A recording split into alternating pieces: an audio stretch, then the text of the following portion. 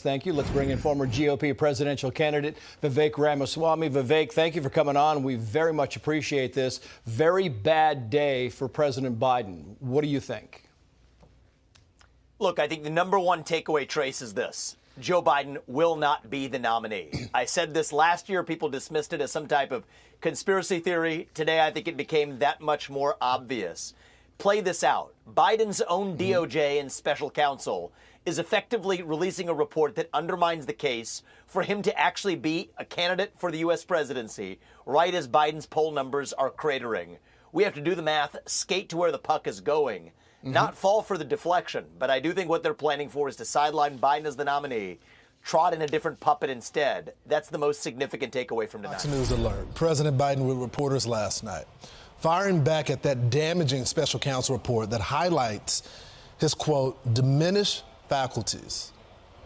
In his description, you are a well-meaning elderly man with a poor memory. I'm well-meaning, and I'm an elderly man, and I know what the hell I'm doing. I've been president, and I put this country back on its feet. But moments later, another gaffe. Biden mixing up Mexico and Egypt while talking about the situation in Gaza. As you know, initially, the president of Mexico, Sisi, did not want to open up the gate to allow humanitarian material to get in. Could the Democrats replace Joe Biden?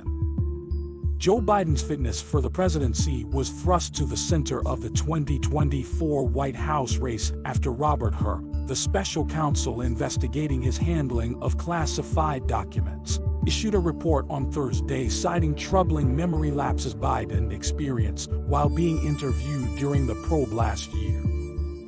The assessment of Biden's mental confusion, which triggered an angry response from him at a hastily arranged press conference, overshadowed the report's conclusion, which was that the Justice Department would not issue criminal charges against the president.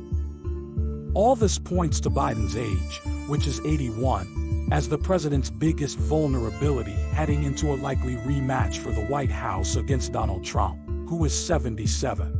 It has also reopened questions of whether Democrats should move quickly to find a different presidential candidate. Okay, so he mixed up the names of a couple of people. How big of a problem is this going forward in this election for Biden? I think it's significant, actually. And, You do? And you know, to mix up the president of Egypt with the president of Mexico, because his name sounds like Sisi, that's bizarre. And What are the two names? Obrador.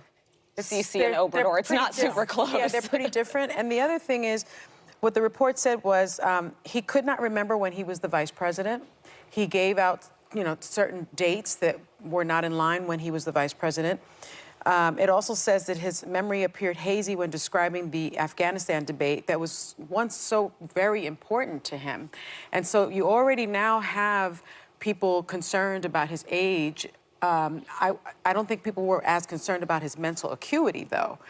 And now they are. So I think this is going to be pretty problematic. Quite clearly, as far as I could tell. Not when you mixed up Mexico and Egypt. Jason, let's talk about the politics. And let's start with what the special counsel said in his report. He said he did not remember when he was vice president, forgetting on the first day of the interview when his term ended, and forgetting on the second day of the interview when his term began. He did not remember even within several years when his son Beau died. If he's not remembering those things, how can he even remember the nuclear codes, what his foreign policy is, how to secure the border, how to tackle crime? I mean, what are the politics of this? How can he be president? Well, we need a president that knows how to negotiate and not just negotiate with, a teleprompter and walking up and back to the podium, but who is a grasp of the facts. And he demonstrated at the very press conference trying to show that, hey, I do have the mental capacity to do this. And then he makes the big gaffe. I think there's a huge question for the Attorney General of the United States. Do you believe the special prosecutor that the president cannot remember basic facts about his own life? Yeah. Or do you believe the president who says he is mentally fit? And if he is mentally fit, then why not charge him? This is the recommendation that goes to the Attorney General. The Attorney General can move it a different direction. So, Mr. Attorney General, do you believe the president that he is mentally fit? Or do you believe the special counsel who says he can't even remember the basic facts about his life? It's very easy to get to the bottom of this. Just release the tape of the interview and let the American people decide on it. Biden is entering his re-election year with the worst approval ratings of any incumbent president in recent history. National polling averages also show him trailing Trump in a general election matchup. Images, videos, and memes of Biden's gaffes have become commonplace on social media, and they are likely to proliferate even more now. You guys, do you think changing candidates in the middle of a race when people have already voted, this is not like changing your underwear. Not in the middle of a people race. have already voted. There's already Yes, delegates that have been apportioned. But there's an off-ramp here, and I think one of the Technically, you off-ramps that could. we need to think about is once all of the delegates are received, the DNC will be certifying the delegates, right?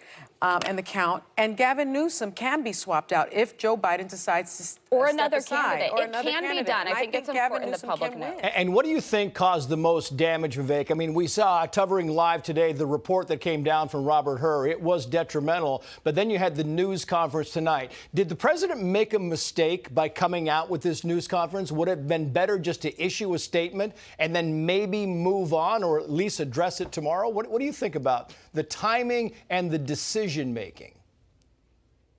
I think the decision-making was even poorer than the actual execution of it, both of which were terrible. But I think the reality is this. The managerial class in the Democratic Party, and I believe in the deep state, has decided that they have lost their use for Joe Biden as a puppet.